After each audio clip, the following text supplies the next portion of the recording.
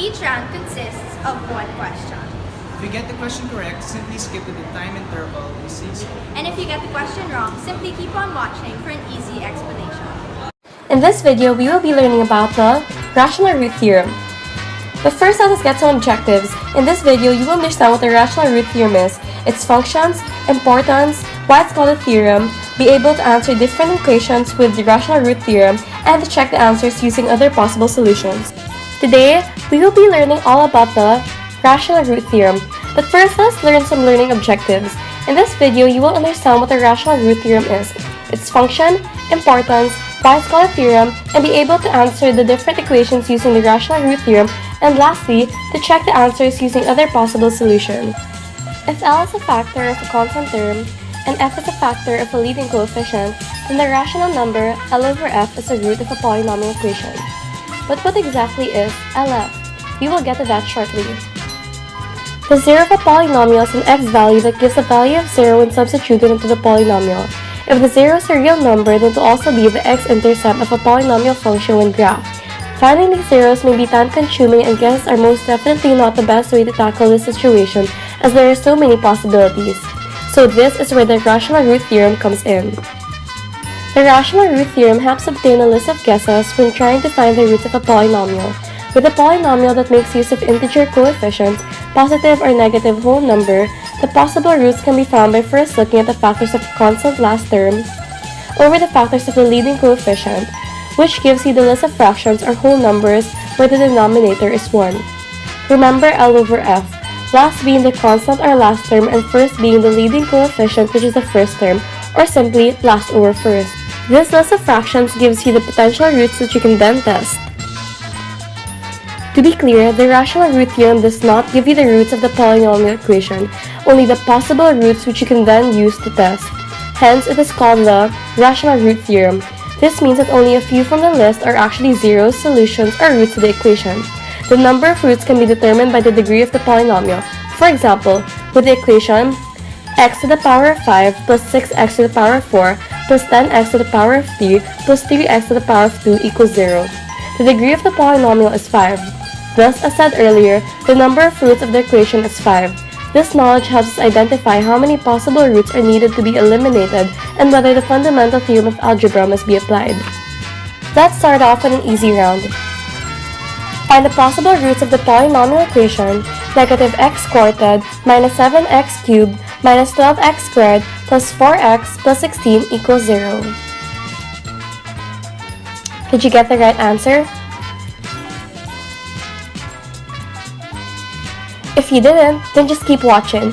But if you did, then just go on to the average round. According to the RRT, we must find the factors of the constant term and divide that by the factors of the leading coefficient. First, let's find the factors of 16.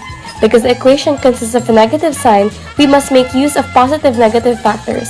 Ergo, the factors of 16 are plus or minus 1, plus or minus 2, plus or minus 4, plus or minus 8, and plus or minus 16. Next, we must look for the factors of negative x or negative 1, which is simply plus or minus 1. With these, we follow L over F. So the final answers are plus or minus 1, plus or minus 2, plus or minus 4, plus or minus 8, and plus or minus 16. You can box your answers, and there it is. Since the problem just asked for the possible roots and not the root itself, it is safe to stop here. It is now time for the average round. How many possible negative roots are there in the polynomial equation x cubed minus 3x squared minus 13x plus 15 equals 0? Did you get the right answer? If you did, you can move on to the difficult round, but if you didn't, keep on watching. Before we start solving, let us remember that we are only looking for the possible roots. We are not trying to find the zeros of the set polynomial. So first, identify the constant term and the leading coefficient of the given polynomial. Next, look for the factors of the constant term 15, which is the LNR formula, which will give us plus or minus 1, plus or minus 3, plus or minus 5, and plus or minus 15. Look for the factors of our leading coefficient, which is 1, and it is the f in our formula, which will give us plus or minus 1. Next, plug in the values of the formula L over f, and the roots are plus or minus 1, plus or minus 3, plus or minus 5, and plus or minus 15. So this means that there are 4 possible negative roots.